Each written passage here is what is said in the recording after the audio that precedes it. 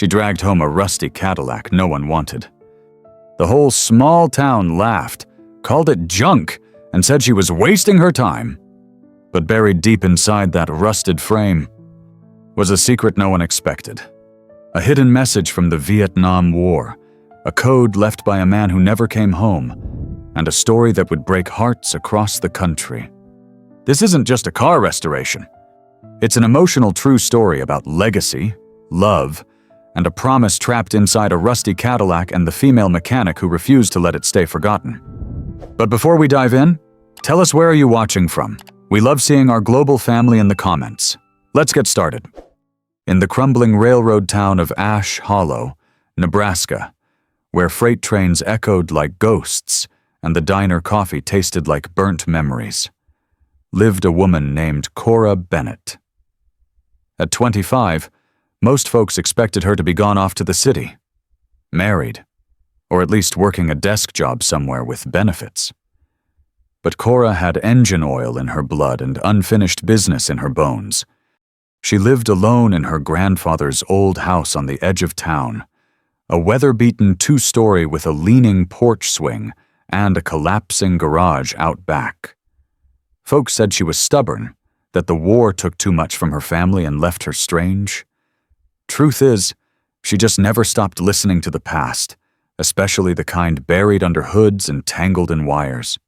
One damp October morning, while searching for scrap at an abandoned salvage lot, she found it a 1956 Cadillac Eldorado, sunken into the earth, like it had tried to hide from time itself. Its once glorious body was now rusted through, vines crawling through the windows, chrome peeling like old wallpaper. A cracked sign hung from the mirror, $50. Take it or leave it. She didn't hesitate. She hooked it up to her truck, drove it home, and the town laughed. They didn't know she was hauling home a secret. The Cadillac didn't glide into Cora's garage. It groaned. The back bumper clinked against the pavement like a warning bell, and the wheels barely turned. Its once golden emblem now looked more like a rusted scar. But Cora didn't flinch. With sweat beading on her brow and a crowbar in hand, she dragged it into the garage like a soldier carrying home a fallen brother. Her neighbor, Mr. Keller, an old retired trucker who watched everything from his porch with binoculars and judgment, muttered loud enough for her to hear, "That thing belongs in a scrapyard, not in a resurrection." Cora just gave him a nod, not sarcastic, not smug, just knowing. For the first few days, people slowed their cars when passing her house. Some rolled down their windows and hollered jokes. A few snapped photos for the local gossip group. That Bennett girl's finally lost it. Someone posted, "Guess fixing ghosts runs in the family." But Cora didn't care, because on day 4, while she was trying to pry open the glove box sealed shut with time, rust, and perhaps grief, something gave way with a loud pop. Dust and fragments of dried paper scattered into the air, and a small metal box fell into her lap. Dented, cold, and wrapped in a faded military bandana. She held her breath and opened it. Inside was a bundle of yellowed photographs, a bronze dog tag, and a folded letter, brittle with age. The name on the dog tag was partially scratched, but still readable. Le Wallace Bennett, Fuas S. Air Force. Her grandfather. Cora's breath caught in her throat. She'd grown up hearing stories about Wallace, a pilot, a mechanic, a man who whistled jazz while changing spark plugs. But he'd never returned from his final deployment. The plane went down somewhere over Laos. They said, "Declared MIA, gone like smoke." The family never even got a body, just folded flags and faded condolences. She unfolded the letter with trembling fingers. October 1965.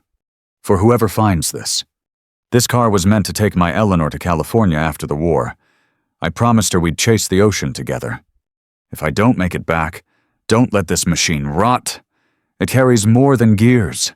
It carries my love. Oop. Her knees nearly buckled. She sat on the concrete floor, staring at the car like it had just exhaled, like it had finally spoken after being silent for 6 decades. That night, she brought the letter inside and laid it on her kitchen table. The house was quiet, except for the soft hum of the refrigerator and the old clock ticking on the wall, the same one that used to hang in her grandfather's garage. She picked up the phone and called the only person she could think of, her grandmother, Eleanor. The line crackled before a voice answered. Cora, everything all right? I found something in the Cadillac. The silence on the other end wasn't empty. It was heavy. 15 minutes later. Eleanor frail now. Her eyes dulled by time, but not yet extinguished, sat across from Cora, staring at the letter like it had come from a ghost. Her hands shook as she traced the handwriting. I didn't even know he kept this. She whispered. This was his dream car. We picked it out the summer before he deployed. He said we'd drive it down Highway 1 windows down, sun in our eyes, music on the radio. He told me, Ellie, when this war's over, you and me were going to start over on the coast. Her voice cracked. But he never came home. Cora leaned forward, voice gentle. Maybe he left a piece of himself here, waiting to be heard. Eleanor closed her eyes. Or maybe he was hoping someone like you would listen.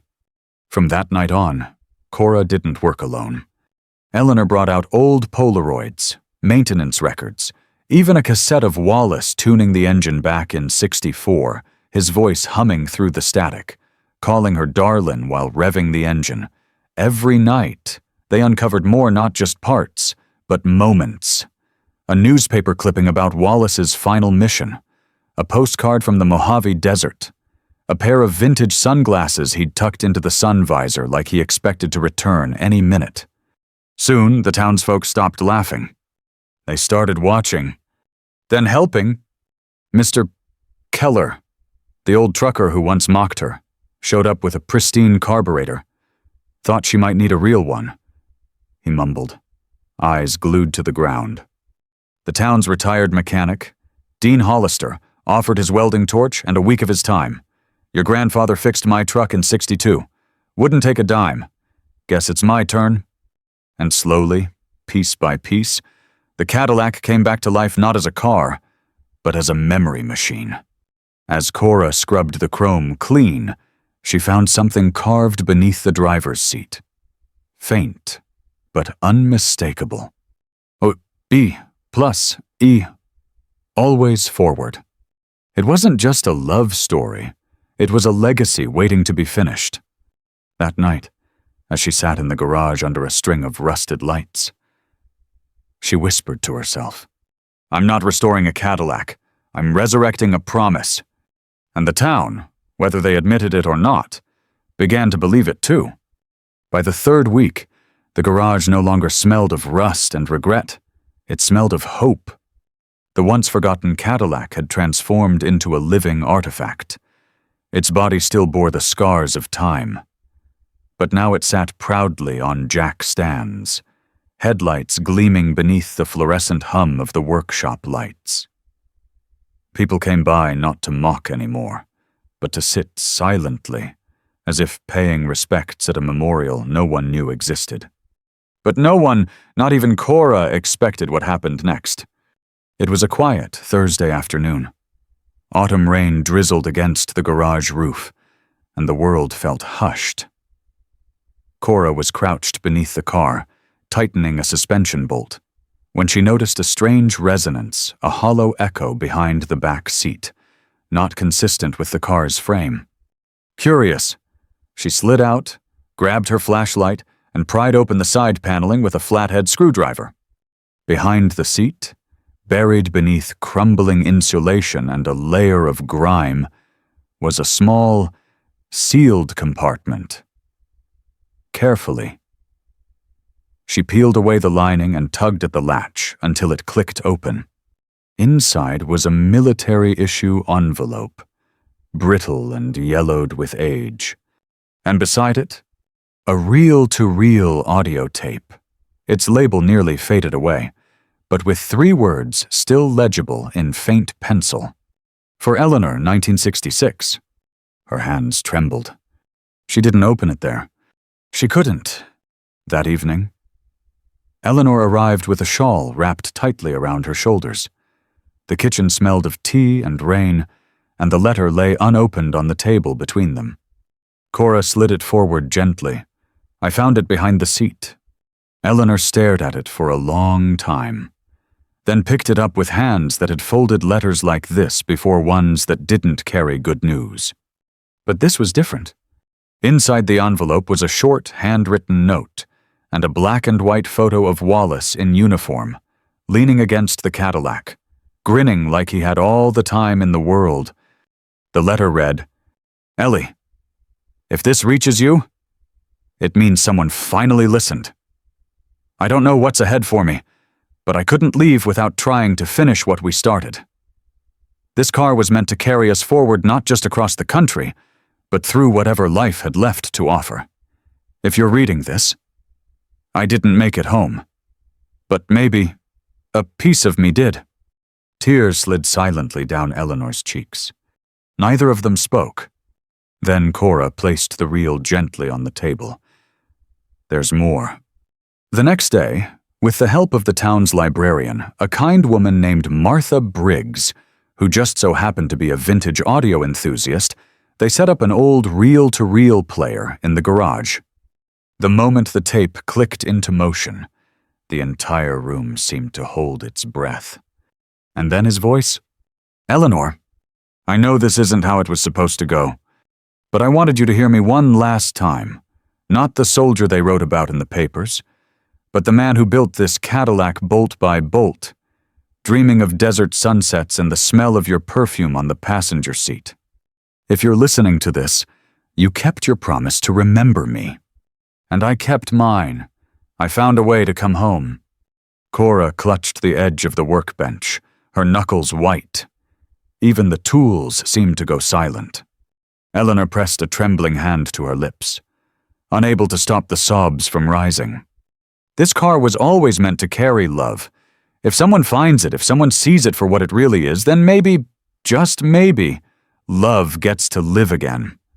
The tape clicked to an end, but no one moved. For a moment, the only sound in the garage was the quiet dripping of rain from the eaves. Then Mr. Keller, who had slipped in without a word, took off his trucker cap and placed it over his heart. She brought him home. He whispered. By the weekend, word had spread. Not just around town, but beyond. Local veterans came to pay their respects. Mechanics from 2 towns over brought tools and parts as offerings. A group of high school kids made a hand-painted sign, "The Promise Garage." They hung it over the entrance without asking. And then came the reporters. It started with a local station, then regional news. Before long, Cora was being called the girl who fixed her grandfather's goodbye. But she didn't care about the attention. What mattered was the look in her grandmother's eyes, the peace settling in after 50 years of silence. And what mattered most was the car. Because somehow, through metal and memory, Wallace Bennett had found his way back. Not in body, but in voice, in love, in legacy. That night, as the town stood in silence while Cora fired up the Cadillac's engine for the first time, the roar that echoed through Ash Hollow wasn't just mechanical. It was spiritual. It was a reunion, and it made the whole town cry. The morning after the engine roared back to life, Ash Hollow felt different. Neighbors who once passed her garage in silence now paused to wave. Elderly veterans tipped their caps. Teenagers who used to snicker now stood quietly at the end of her driveway, unsure whether to say hi or just absorb what the car had come to represent. But the real shift wasn't in them. It was in Cora. She had spent weeks under that Cadillac, peeling back rust and time. She thought she was fixing something broken. But now, She realized she'd been carrying something broken. And this restoration wasn't about repair. It was about release. That afternoon, as she sat on the front steps of the garage sipping coffee from a chipped thermos, a car pulled into the driveway, not a neighbor's truck or a curious local, but a black government sedan, unmarked, polished, and oddly silent. Cora stood slowly, heart thudding. From the back seat stepped a tall woman in a dark gray suit. Late 50s. Steely eyes. Military posture. A badge clipped to her belt read, Lena Cho Defense, POWA MIA Accounting Agency. Miss Bennett, the woman asked. Yes. We need to talk about your grandfather. Minutes later, they sat across from each other at the kitchen table. Eleanor stood quietly in the corner, clutching her rosary like a lifeline. Agent Cho placed a sealed folder on the table. We've been quietly reviewing unresolved MIA cases from the Vietnam War. Your grandfather's name surfaced due to a digital alert from one of our monitoring programs. It flagged a viral video your car restoration. Someone recognized the car. And, more importantly, someone recognized a code embedded in the audio tape you released. Cora blinked. A code. Agent Cho nodded. We ran the reel through audio enhancement. Beneath the voice recording, layered in the background, was a secondary signal low frequency. Morse code. Cora's mouth went dry. What did it say? Cho opened the folder. Inside were scanned images, the tape, enhanced spectrograms, and at the bottom a typed transcript. Operation Bright Star, Safe House Coordinates, January 1966. Eleanor dropped her rosary. Cora sat frozen. What does that mean? Cho leaned forward. Your grandfather was more than a mechanic or a pilot. He was part of a covert rescue and extraction program. Operation Bright Star was classified until 6 months ago. Cora's mind raced.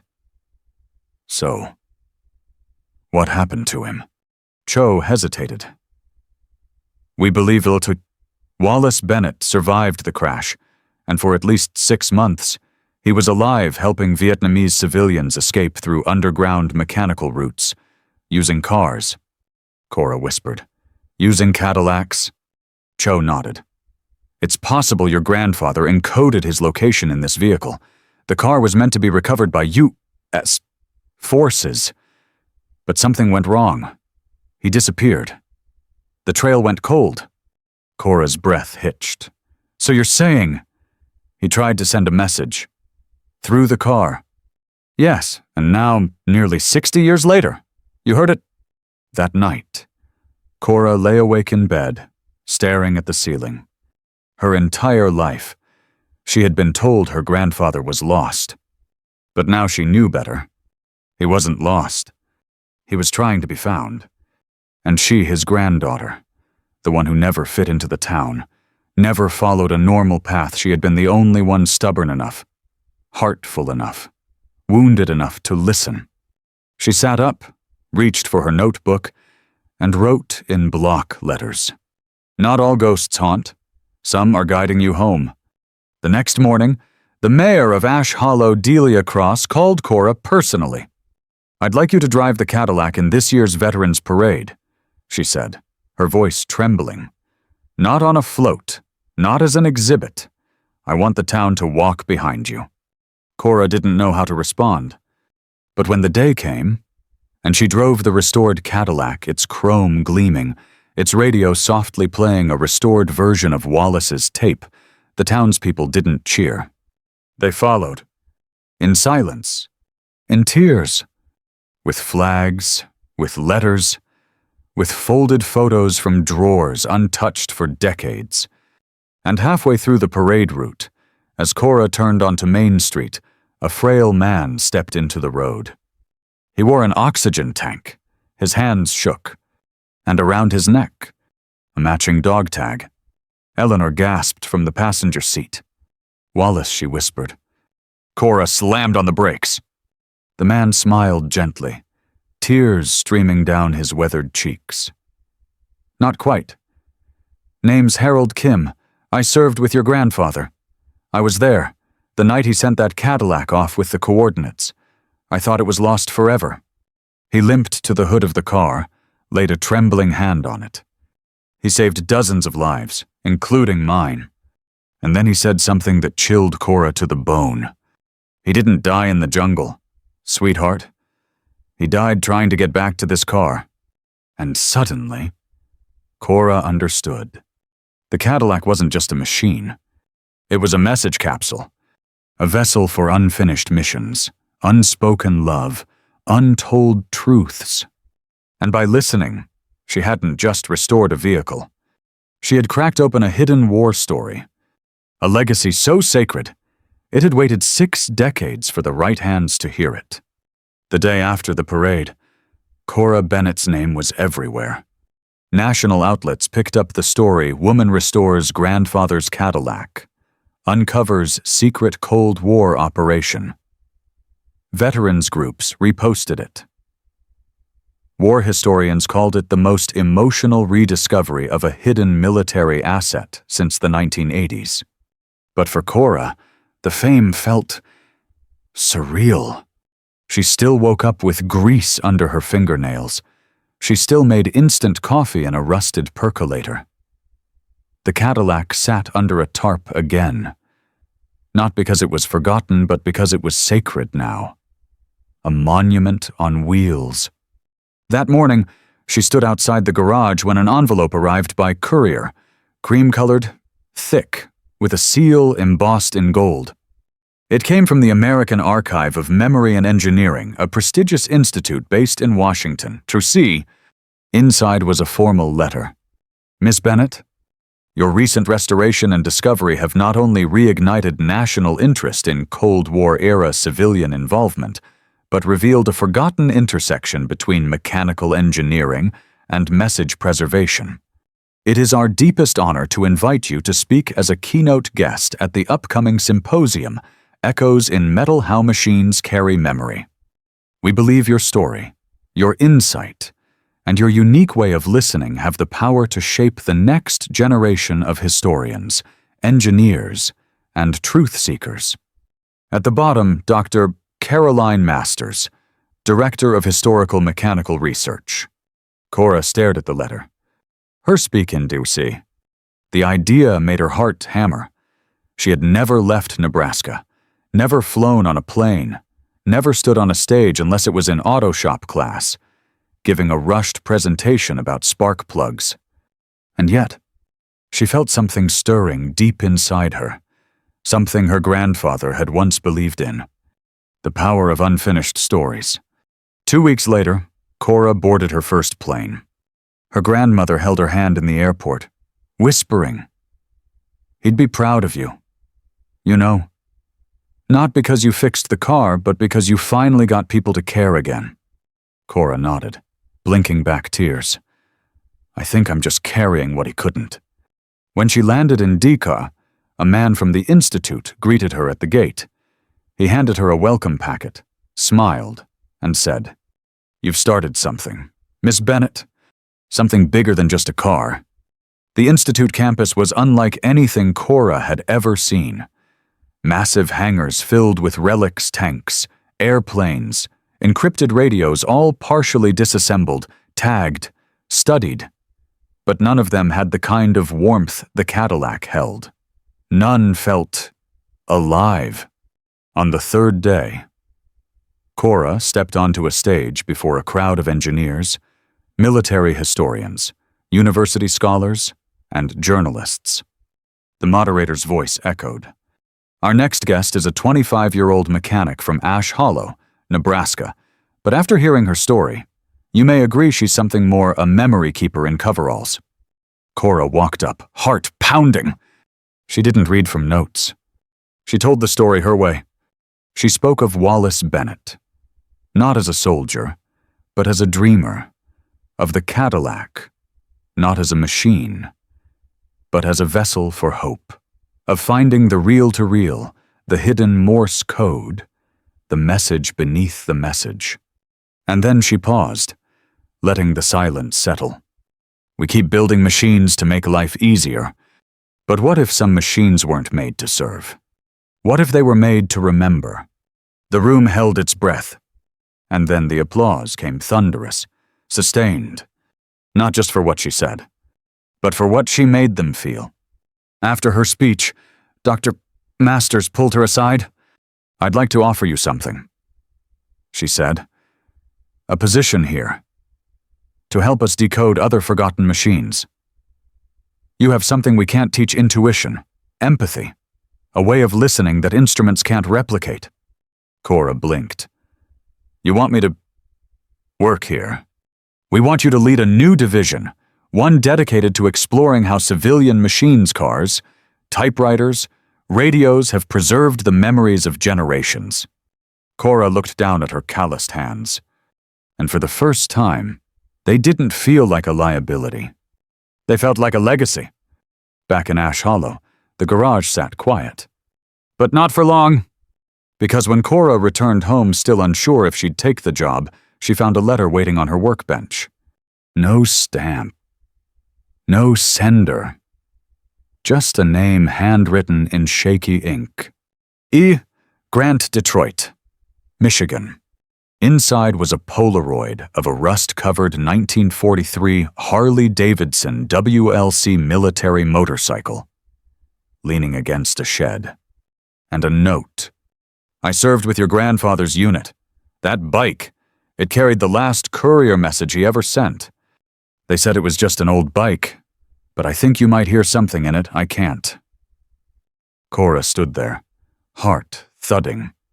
The Cadillac had been the beginning. This was the calling, because she finally understood. She wasn't a mechanic. She was a listener, a translator of silence. And wherever a forgotten machine whispered a story no one else could hear, she'd be there. By the time spring returned to Ash Hollow, the town had changed. But no one had changed more than Cora Bennett. The girl who once dragged home a rusted Cadillac under a sky full of doubt was now being called the memory mechanic by journalists, veterans, and even middle school history teachers across the country. People began mailing her things not for repair, but for listening.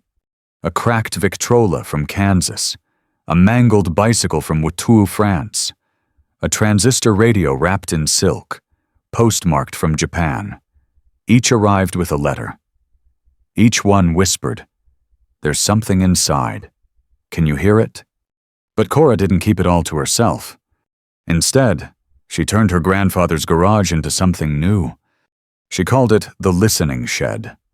It wasn't flashy, no digital signage or neon lights. Just an old wooden sign carved by a local woodworker hung above the barn doors. "If it's broken, bring it in. If it's forgotten, bring it louder." Every Thursday, kids from nearby towns, some barely old enough to hold a wrench, showed up at her door. Some came with broken lawnmowers. Some with dusty boxes full of mystery parts from their grandparents' attic. One boy named Isaac, no older than 10, arrived carrying a metal lunchbox that wouldn't open. He whispered, "This was my dad's. He was in the army. We never talk about him." Cora sat beside him for hours, carefully removing screws until the lock popped free. Inside a collection of handwritten letters from his father, never mailed. The final one read, "For when he's old enough to understand who I really was." Isaac didn't say anything. He just cried, and Cora let him.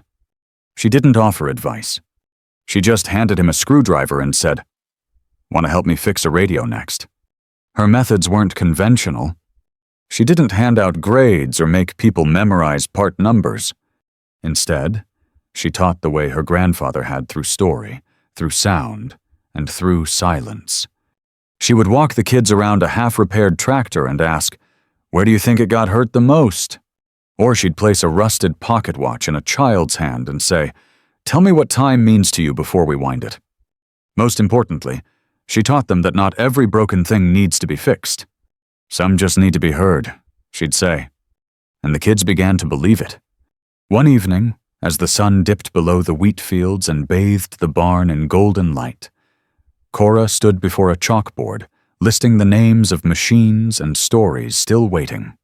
At the top of the board, in bold, chalky letters, "The Silent Machines Archive." Beneath it, 1943, Harley WLC, Detroit, courier bike, possible encoded plate under fuel tank. 1958 typewriter, found in Poland, last used by war journalist who disappeared. 1972, tape recorder, Vietnam vet's final message to his daughter. She read the list aloud to a small group of teens sitting cross-legged on the barn floor. They looked up at her grease-smudged, wide-eyed, eager. She saw herself in all of them, especially Samantha, a quiet 14-year-old who always sat in the back. She rarely spoke, but never missed a session. One day, she brought in a broken sewing machine and whispered, "This belonged to my great-grandmother. She made parachutes during the war." Cora nodded. "Then we're not just fixing a machine. We're finishing her story." That's when it hit her. She wasn't just teaching them mechanics. She was passing down a language, one that had no grammar, no dictionary, only intention, emotion, and memory. Weeks later, while cleaning out an old drawer in the garage, Cora found something she had missed before, a folded blueprint of the Cadillac. But it wasn't factory-issued. It had handwritten notes in the margins. Hide cassette port beneath dash, adjust glove box for message compartment, weld memory capsule behind rear seat. It was her grandfather's handwriting. He had designed the Cadillac to carry his story. Every panel, every bolt, every seam had been intentional. Cora stared at the blueprint, tears welling. He never expected the government to come for him. He expected her, even if he didn't know her name yet. That night, she opened her notebook, the one where she used to scribble torque specs and wiring diagrams, and started a new page. At the top, in bold ink, she wrote, "Legacy isn't something you leave behind. It's something you plant and hope someone hears it grow." Then she taped the blueprint inside, because now she understood. She hadn't inherited a garage. She had inherited a mission. And her job wasn't just to restore forgotten machines. Her job was to restore faith that memory lives on, that love can echo through time, and that somewhere in the rust, someone is still waiting to be found. 1 year after Cora pulled that rusted Cadillac from the earth, Ash Hollow had become something else entirely. It was still the same sleepy town on the edge of nothing, still had the one diner, still had wheat fields that danced like golden oceans in the wind. But people came now. Not for the town, but for the shed. They came from miles away, veterans, students, historians, and the curious. They didn't come to see the car. They came to feel what it meant. The Cadillac sat parked just inside the listening shed, untouched since the day it roared to life, not out of neglect but out of reverence. Its chrome glinted like a shrine. Kids would touch the hood with quiet fingers. Parents would stand in silence, and some, especially the old soldiers, would cry. But the most unexpected visitor came on a rainy Sunday. A black SUV pulled into the muddy driveway. The man who stepped out wore a faded green jacket, walked with a cane, and had eyes that had seen too much. He introduced himself simply. "I'm Elias Beckett. I was the comms officer on Wallace Bennett's last mission." Cora froze. He opened a waterproof bag and pulled out a thick manila envelope. Inside satellite photos, letters, declassified maps, and a final cassette marked Echo Channel, Final Loop. Elias's voice trembled. "I kept this for over 50 years. I didn't know what to do with it, but when I heard about what you did, I knew it was time." Cora invited him inside. They played the tape. Wallace's voice crackled through the garage once again, but this time, there was no sadness, no cryptic code, Only peace. To whoever hears this, maybe it's Cora. Maybe it's no one at all. But if this message survived, then so did my love. You did it. You heard me. Now, tell others how to listen. Elias wept. Eleanor wept. And so did Cora. But it wasn't grief this time. It was release. Months later, the listening shed officially became a non-profit. Cora didn't ask for money. She asked for stories. And they came.